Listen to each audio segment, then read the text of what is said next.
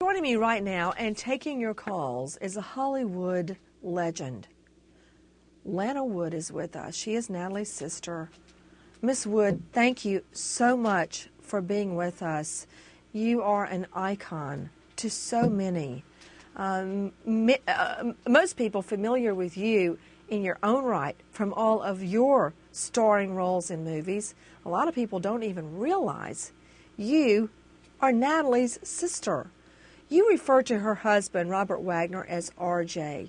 What is your understanding, Miss Wood, of what happened on Natalie's yacht that night? Well, I'll backtrack a little bit.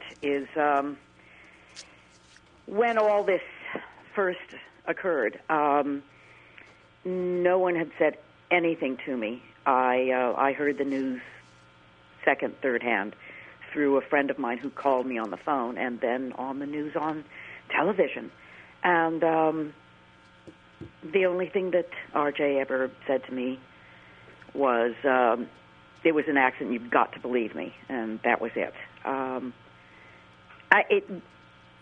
know that I really take a great deal of responsibility for not having pushed more, done more, but I was in such shock and denial and confused, and as I still am to this day, actually. It was then, years later, Dennis DeVerne started calling me late in the evening, late at night, Florida time, crying, speaking sometimes incoherently, running words together that didn't always make sentences. Very, very tormented. I mean, the man was absolutely tormented, and started telling me what really happened. I think he was upset to such a degree that he tried to find me at a telecommunications company where I was working at the time, and he told the same things to the receptionist because I wasn't in at the time. He felt horribly guilty. He blamed himself for not being stronger, faster, more insistent. What I gleaned from all of his stories to me was that the entire weekend was quite tumultuous, very, very volatile. A lot of drinking going on, which is not a surprise. That's what people back then did. There weren't so much the drugs. It was, you drank. There was a fight. RJ broke a bottle.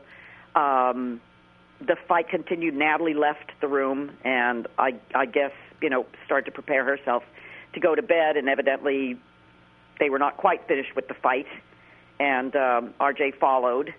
Dennis told me that he heard bad physical noises, was his verbiage, coming from the stateroom. He then went to the stateroom and knocked on the door, and he said RJ answered, just opened the door a bit and looked very, very distraught, and, said basically for Dennis to go away.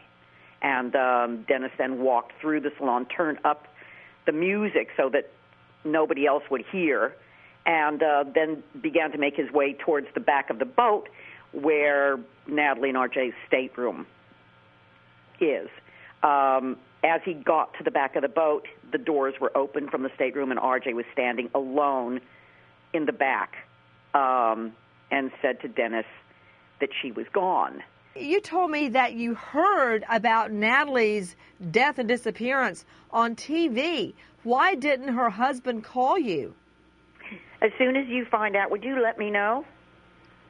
Who knows? Okay. The whole thing was just, a nightmare, a living nightmare. I don't know.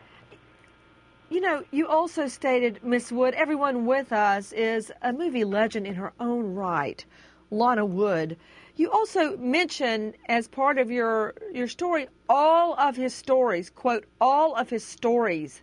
What did you mean by that? Did his story change? Dennis's, you mean? Robert Wagner. Oh, Robert Wagner. Yes, his story changed. I don't understand why, people are choosing to picket Dennis, who is finally standing up and got the courage to say all this, when RJ's stories have changed constantly from his interviews with the detective that came on board the Splendor. That was one story that Dennis told me when he got Chris and him together, that everybody was to tell the same story, and that was the story that was fabricated. And then all of a sudden, many, many years later, when RJ decided to write a book, all of a sudden he did smash the wine bottle, whereas before he told, and this is a quote, he told the detective that it was probably broken due to high seas, and it rolled off. Then there was the ridiculous, a bottle of wine was left in the dinghy, and that's what she went after. I mean, why does everyone choose to take Dennis to task? Do we only believe people that are charismatic and big celebrities, and the rest of us is just kind of too bad, huh? I mean, it hurts me. It hurts me that these stories are being told. I can't bear it. For Natalie's sake. Obviously, it doesn't hurt me personally. It hurts my heart, but I'm beside myself, as I'm sure you can understand. What do you want to see happen in the case? I just want the truth for once and for all. I mean, I just find this whole thing a living nightmare. He said, she said, people getting on sides. There are no sides. There's the truth and there's lies. It's as simple as that. No one is trying to profit, benefit. It's just, it was time for everybody to tell the truth. Nobody wanted to listen to Dennis before. Dennis was afraid to say anything.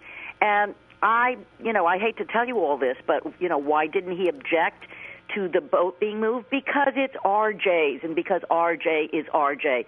And if he says, I want to move the boat, you go, oh, gee, that's really not a good idea.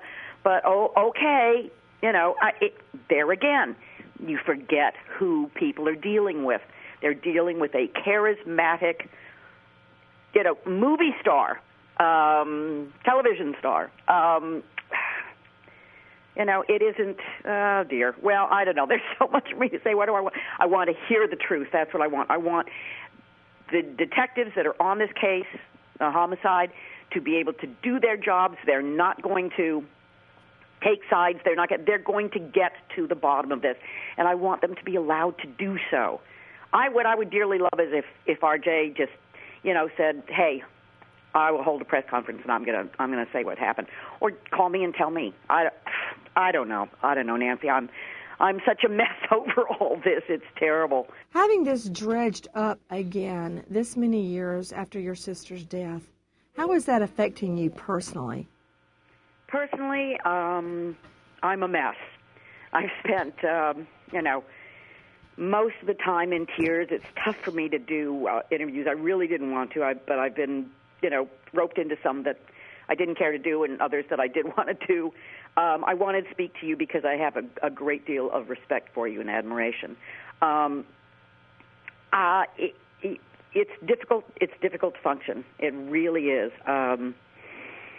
It's like reliving her death initially all over again. And it's all the things that I have pushed to the back of my mind that I didn't want to admit to myself, that I didn't want to look at, because I do have a life to continue. And I can't. It's all out in the open again, and I've got to examine my feelings and try to speak the truth without my being concerned about politics and what's right to say and what's wrong to say. Yeah, just, what? The truth is easy.